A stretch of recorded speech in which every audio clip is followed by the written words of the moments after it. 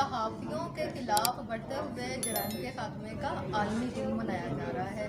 چودھری شفیق صاحب اس کے آرگنائزر ہیں۔ سر کائنڈلی اپنے ادارے کا تعارف کروائیے اور بتائیے کہ آج آپ نے سب لوگوں کو ایک پلیٹ فارم پہ اکٹھا کیا ہے۔ آج آپ کیا محسوس کرتے ہیں کہ فائنڈنگ کیا ہے، تجاویز کیا ہے؟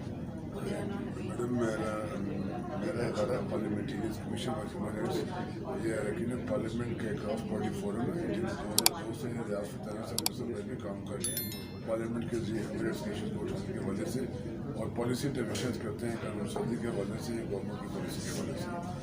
اور آج کا جو فنکشن تھا وہ اس حوالے سے تھا کہ 2 نومبر کو 2014 میں یونائٹڈ نیشنز نے 2 نومبر کو ڈکلیئر کیا کہ یہ انٹرنیشنل ڈے ہوگا for ending crime on ending impunity جو اس کو ختم کریں گے۔ امپینٹی کیا ہوتی ہے؟ امپینٹی یہ ہوتی ہے کہ جو صحافیوں کے خلاف جرائم ہوتے ہیں، وہ لوگ جو جرائم کرتے ہیں ان کے خلاف کوئی کارروائی نہیں ہوتی، اچھا ان کو سزا نہیں ملتی۔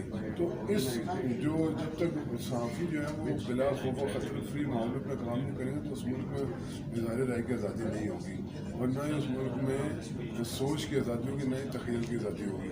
اس وجہ سے یہ تھا کہ آج کل دنیا میں یہ دن منایا جا رہا ہے کہ صحافیوں کے تحفظ کے لیے ان کے خلاف جو امپینٹی ہے کرائم کے بارے میں اس کو ختم کیا جائے۔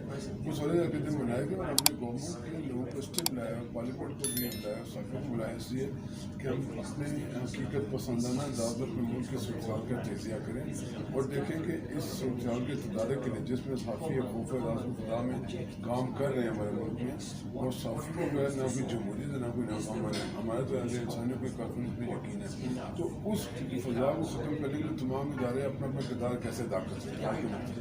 بہت شکریہ سر، بیسٹ آف لک۔ آپ کا بہت بہت شکریہ کہ آپ نے ہمارے This data was started recording. That was positive.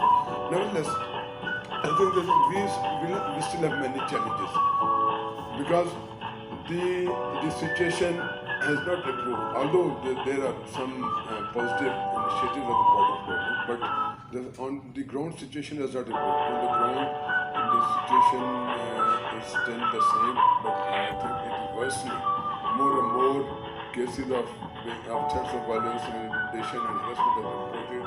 And in the last year, I think women journalists as a team went to the parliament and presented the case of harassment as well. And Madam Griza Fungi would be highlighting that that context as well. So now out of that, after that, what happened? The women journalists confessed in private and public that they had to